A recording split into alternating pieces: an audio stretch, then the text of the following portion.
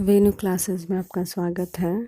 मैं जो है क्लास 9th के साइंस जो एनसीईआरटी पैटर्न पे आधारित है कि जो है पहला अध्याय जिसका नाम है जीवन की मौलिक इकाई कोशिका, ठीक है, उस चैप्टर का जो है ये थ्योरी मैं पढ़ा रही हूँ इसमें, और ये जो है वो 7वां जो है वीडियो है, ठीक है।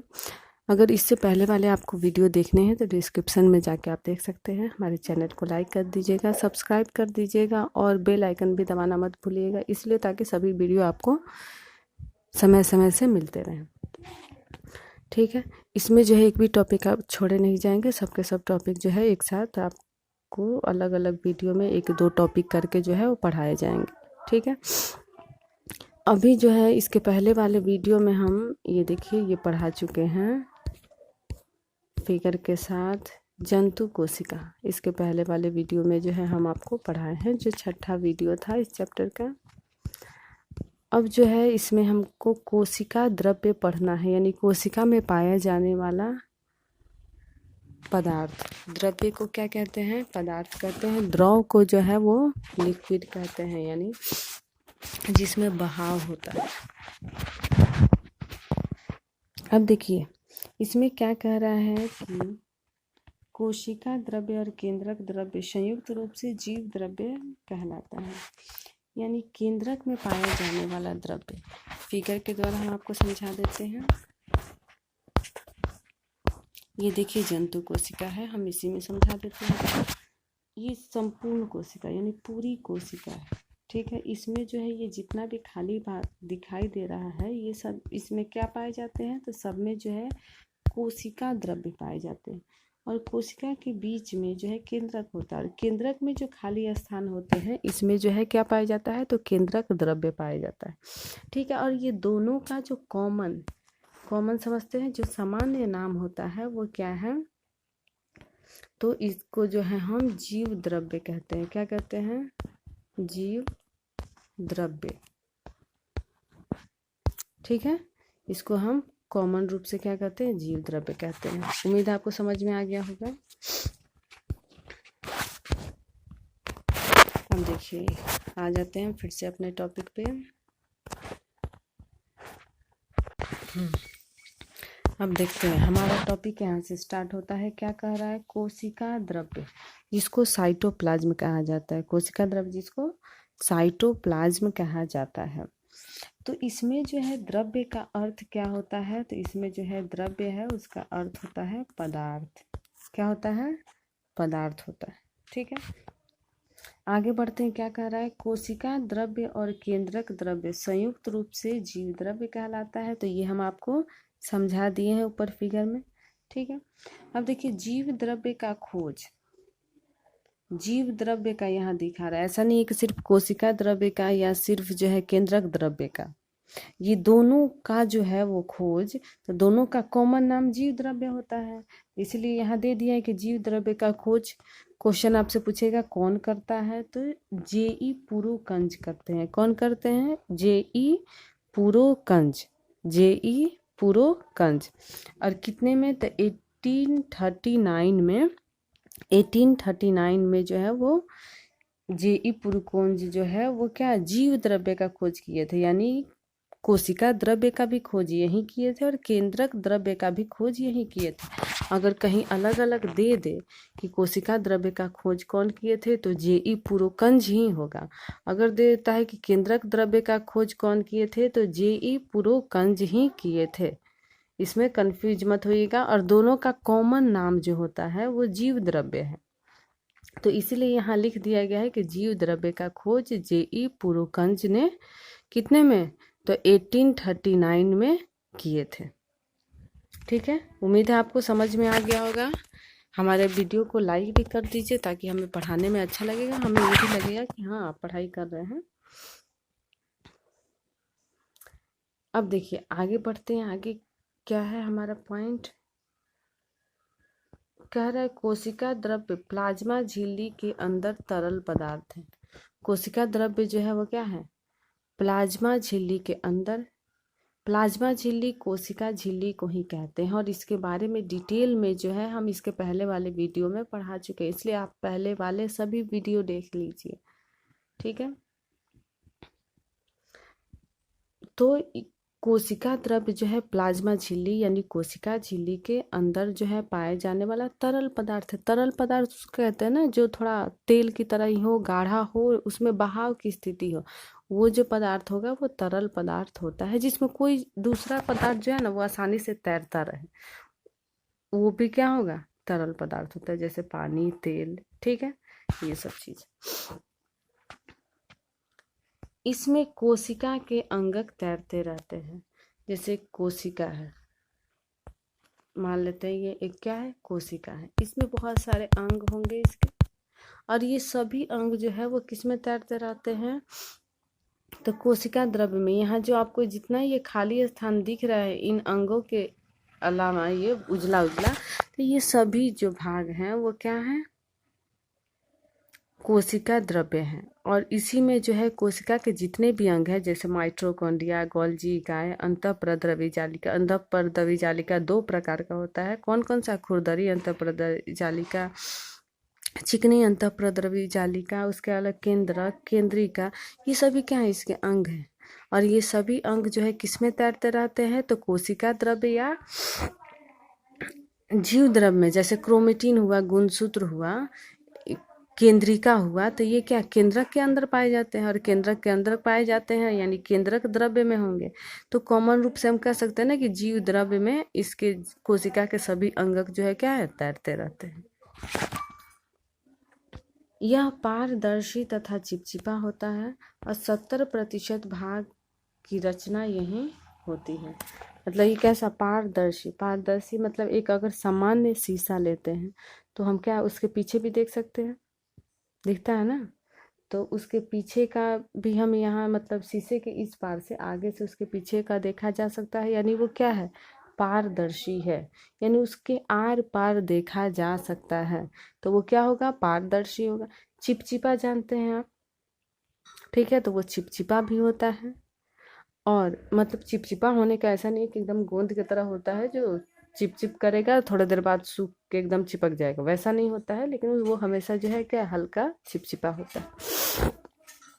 कोशिका का 70% भाग जो है वो जीव द्रव्य द्वारा ही बनता है। यानी कोशिका का, ये कोशिका हुआ, इसमें अंग हैं, बहुत सारे अंग हैं, ठीक है, बहुत सारे अंग हैं इसमें। उसके अलावा जितना भी खाली जगह है जो उजले रंग में आपको दिख रहा है, वो सभी क्या होंगे, जीव द्रव्य हो जाएंगे। यानी इसका 70% भाग जो है क्या होगा, जीव द्रव्य से घिरा हुआ होगा। अब देखिए अगले पॉइंट में, इसका कार्य कोशिकाओं के बीच संबंध बनाए रखना है। इसका कार्य क्या है, कोशिकाओं के बीच संबंध बनाए रखना है। जैसे सभी कोशिकाएं एक दूसरे से सटी रहती है तभी तो उत्तक का निर्माण होता है ना, कोशिकाओं के समूह से उत्तक का निर्माण होता है।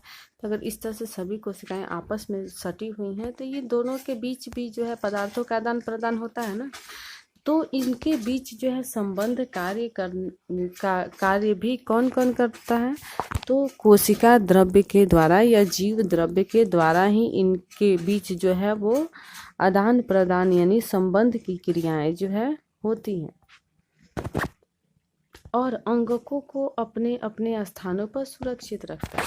और इसमें जो है अपने अपने अंग पाए जाते हैं ना, तो वो अंग जो है वो एक दूसरे से टकराए नहीं, इसका भी ये क्या करता है, ध्यान रखता है। ठीक है,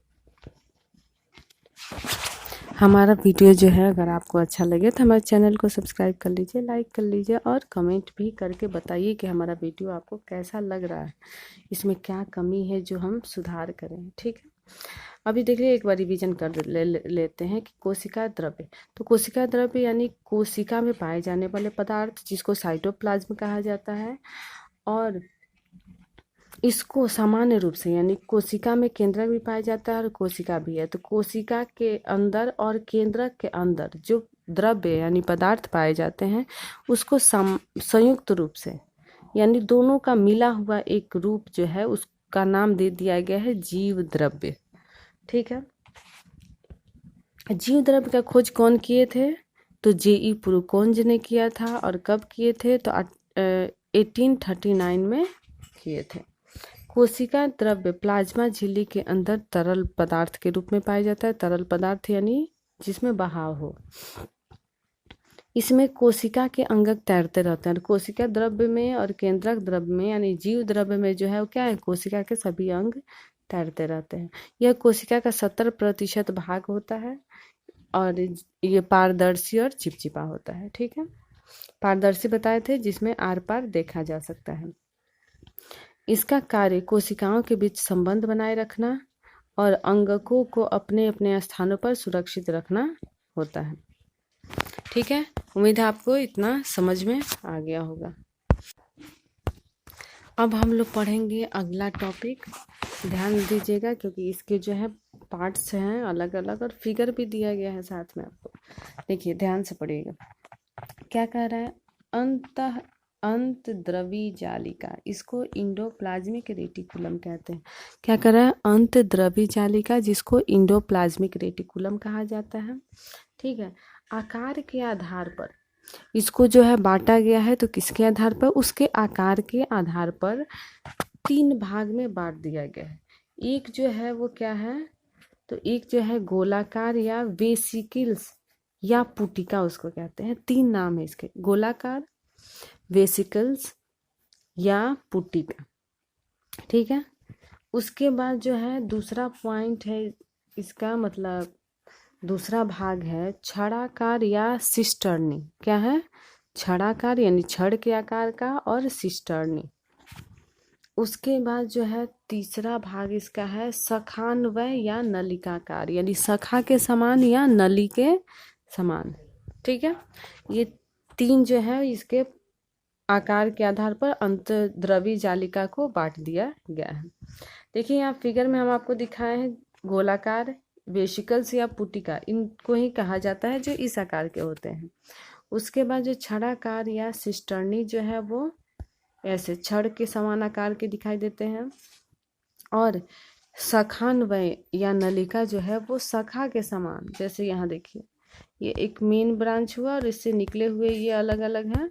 तो ये क्या हुआ? सखा के समान है। ये भी है सखा के समान है, या कोई कोई इस तरह से भी हो जाते हैं। तो इसको हम सखाकार या नली के समान भी कह सकते हैं। ठीक है, समझ में आ गया आप सबको? आगे बढ़ते हैं। अब इन सभी के बारे में जो है हम थोड़ी थोड़ी जानकारी ले लेते हैं। तो पहला हमारा क्या था? गोलाकार अंतद्रवी जालिका, जिसको हम क्या, इसको जो है हम पुटिका एवं वेसिकल्स भी कहते हैं। ठीक है, इसके बाद जो है अब देखिए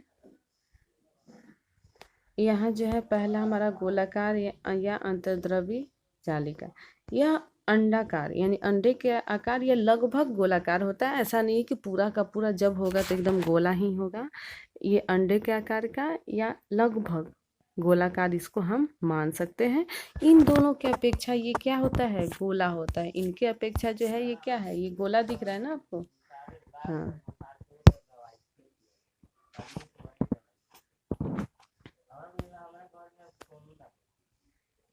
उसके बाद जो है छड़ाकार या अंतद्रवी जालिका, तो यह लंबी, चपटी तथा शाखाहीन संरचना है।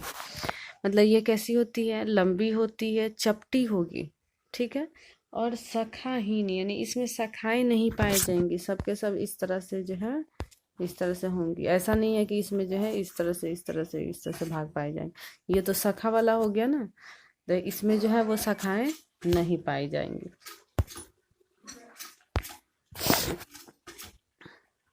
इसकी नलिकाएं सामान्य क्रम में व्यवस्थित होंगी और ये सभी जो है ना एक सामान्य क्रम में इस तरह से, सामान्य क्रम इसी को कहते हैं, व्यवस्थित रहेंगी, यानी सब समान रूप से जो है लगी हुई रहेंगी। इसके सतहों पर राइबोसोम लगे होंगे। देखिए यहाँ सतह पे जो है वो क्या है? ऐसे राइबोसोम लगे हुए ना, कुछ चीज़ें बारीक बारीक से काले काले दिख रहे हैं, वो सभी जो है क्या है? राइबोसोम है। इसमें इकाई झिल्ली पाया जाता है। हम आपको पहले बता चुके हैं कि राइबोसोम जो है होता क्या है, उसके बारे में भी बताए हैं, ठीक है। डिटेल में आगे हम बताएंगे, लेकिन आप जो बताइएगा हमें एक बात कि राइबोसोम का कार्य क्या होता है। ये हम आपको कई बार लगभग सभी वीडियो में ही बताए हैं आपको कि राइबोसोम का कार्य क्या होता है। इसे सिस्टर्नी भी कहा जाता है। छड़ के आकार का होता है, इसको इंग्लिश में हम सिस्टर्नी कहते हैं, ठीक है। उम्मीद आपको इतना समझ में आ गया होगा। अब हम आगे बढ़ते हैं। आगे में क्या है, नलिकाकार, तीसरा भाग है ये, नलिकाकार अंतर्द्रव्य जालिका। ये नलिकाकार यानी नली के आकार का, शाखान्वित यानी शाखा वाला, जैसे एक ये मेन ब्रांच होता है जिस तरह से पेड़ का, उसमें से जो है कुछ शाखाएं जैसी निकली हुई होती हैं भाग, ठीक है। तो इस प्रकार की जो है वो, मतलब इसके बहुत सारे प्रकार होंगी और शाखा वाली होंगी सबके सब। राइबोसोम का अभाव होता है और इसमें जो है इसके सतह पर इस प्रकार के राइबोसोम नहीं पाए जाते हैं।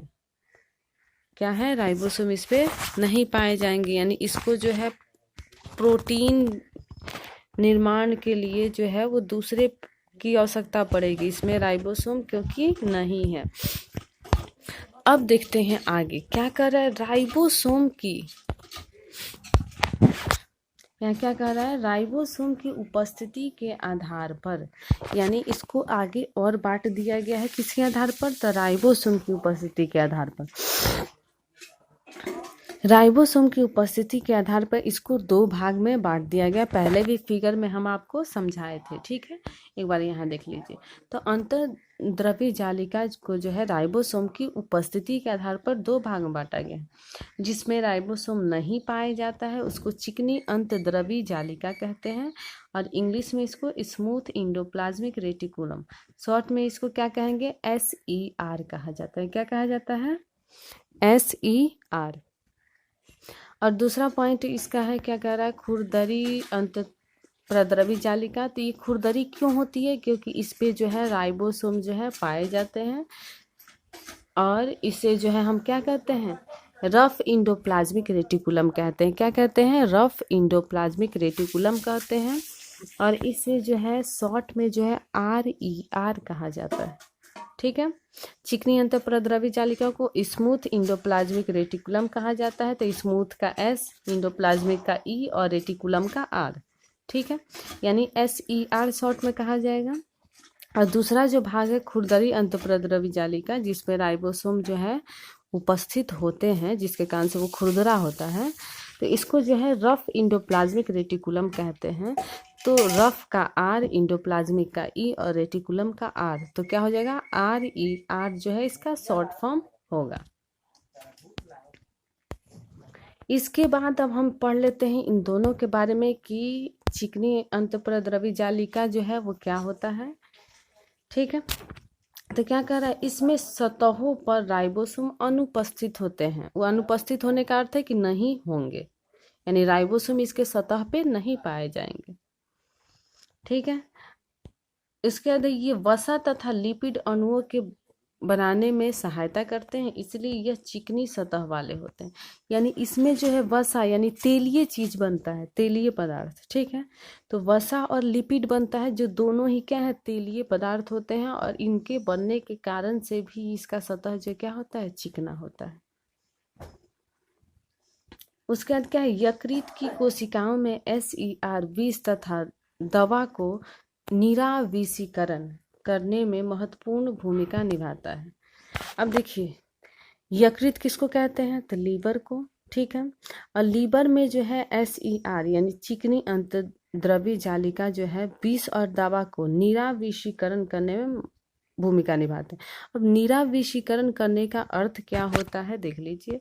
तो नीचे जो है ब्रैकेट में हम लिखे हुए हैं, क्या कहते हैं इसको, तो इस निराविषीकरण का अर्थ होता है हानिकारक पदार्थों को नष्ट कर देना, ठीक है। क्या कर देना, हानिकारक पदार्थ को नष्ट कर देना। यानी हमारे जो लीवर में, मतलब हमारे लीवर की जो कोशिकाएं होती हैं, अगर उसमें किसी प्रकार का हानिकारक पदार्थ चला गया है तो उसमें जो है चिकनी अंतःप्रद्रवी जालिका जो है उस हानिकारक पदार्थ को क्या करती है, नष्ट करने का कार्य करती है। यह ER को दृढ़ता प्रदान करती है। अब देखिए ER तो इंडोप्लाज्मिक रेटिकुलम यानी अंत द्रवी जो है वो जालिका जो है इसको मजबूती प्रदान करती है। तो हम क्या राइबोसोम के आधार पर दूसरा भाग नहीं, इसका मतलब पहला भाग पढ़ रहे हैं चिकनी अंतःप्रद्रवी जालिका, तो इसका जो मेन है जिसको अंतःप्रद्रवी जालिका कहते हैं, सिर्फ चिकनी नहीं लगा हुआ है उसमें, ठीक है, जिसका भाग है ये उसको क्या करता है, ये मजबूती प्रदान करता है। ठीक है, एक बार और देख लीजिए, निरावेशीकरण का अर्थ क्या होता है, तो हानिकारक पदार्थों को नष्ट करना। ठीक है, आगे बढ़ते हैं। उसके बाद है खुरदरी अंतःप्रद्रवी जालिका। खुरदरी अंतःप्रद्रवी जालिका, इसमें सतह पर राइबोसोम होते हैं, इसलिए खुरदरी अंतःप्रद्रवी जालिका होती है। यानी इसके सतह पे क्या होता है, राइबोसोम पाया जाता है। तो हम बताए थे कि राइबोसोम जिसकी भी सतह पे पाया जाता है वो क्या होगा, हल्का खुरदुरा होगा, तो इसीलिए इसको खुरदरी अंतःप्रद्रवी जालिका कहा जाता है। इसमें राइबोसोम जो है वो प्रोटीन का संश्लेषण करता है, यानी प्रोटीन बनाने का कार्य करता है और उसे अपने अंदर इकट्ठा भी रखने का कार्य करता है। खुरदरी अंतःप्रद्रवी जालिका को कर्णिकामय अंतःप्रद्रवी जालिका, कर्णिकामय अंतःप्रद्रवी जालिका भी कहते हैं। क्यों कहते हैं, क्योंकि उसके ऊपर जो है राइबोसोम उपस्थित होता है जो कर्ण के समान होता है, तो इसीलिए इसको कर्णिकामय जो है यानी कणों से युक्त जो है हम क्या कहते हैं, अंतःप्रद्रवी जालिका कहते हैं। अब देखते हैं कि अंतद्रवी जालिका यानी ER अंतद्रवी जालिका, जिसके ये सब भाग अभी पढ़े हैं, उसका खोज कौन किए हैं, कब किए हैं। ठीक है, तो अंतद्रवी जालिका जिसको ER कहा जाता है, क्या कहा जाता है, ER, इसका खोज जो है 1945 में पोर्टर द्वारा हुआ है। किसके द्वारा, पोर्टर। ठीक है, पोर्टर जो है वैज्ञानिक है जिन्होंने 1945 में अंतद्रवी जालिका यानी ER का खोज किए थे। ER की रचना यानी अंतद्रवी जालिका रचना प्लाज्मा झिल्ली के ही समान होता है, यानी इसका आकार जो है, रचना जो है वो कैसा होता है, तो प्लाज्मा झिल्ली के समान ही होता है। प्लाज्मा झिल्ली यानी कोशिका झिल्ली के ही क्या होगा, समान होगा, लेकिन उसका छोटा रूप है। SER और RER, तो SER चिकनी अंतःप्रद्रवी जालिका और RER जो है खुरदरी अंतःप्रद्रवी जालिका से बनने वाले प्रोटीन और वसा झिल्ली को बनाने में मदद करते हैं। इसमें जो है क्या होता है, कुछ प्रोटीन और वसा झिल्ली को ये बनाने में जो है मदद करते हैं। कौन, तो चिकनी अंतःप्रद्रवी जालिका और खुरदरी अंतःप्रद्रवी जालिका जो है प्रोटीन और वसा झिल्ली को बनाने में क्या करते हैं, मदद करते हैं।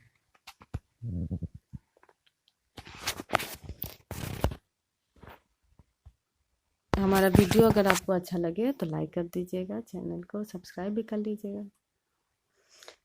अगर आगे जो है आप सभी पॉइंट इसके पढ़ना चाहते हैं तो बेल आइकन को भी दबा दीजिएगा। और आपको वीडियो कैसा लग रहा है ये कमेंट करके हमें कमेंट बॉक्स में बताइए।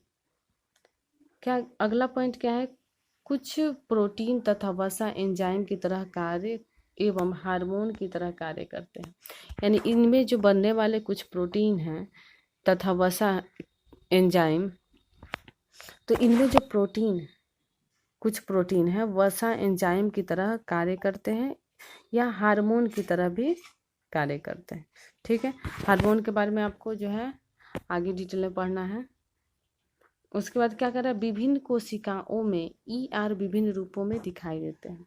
यानी सभी जो अलग अलग प्रकार की कोशिकाएं होती हैं उनमें सभी में जो है अंतद्रवी जालिका यानी ER जो है वो अलग अलग रूप में आकार में दिखाई देता है। ये कोशिका द्रव्य और केंद्रक के मध्य मुख्यतः प्रोटीन का परिवहन करते हैं। किसके किसके बीच, तो कोशिका द्रव्य और केंद्रक, तो ये कोशिका हुआ, इसके बीच में सेंटर में केंद्रक होता है। तो ये दोनों के बीच भी पदार्थों का आदान प्रदान होता है ना।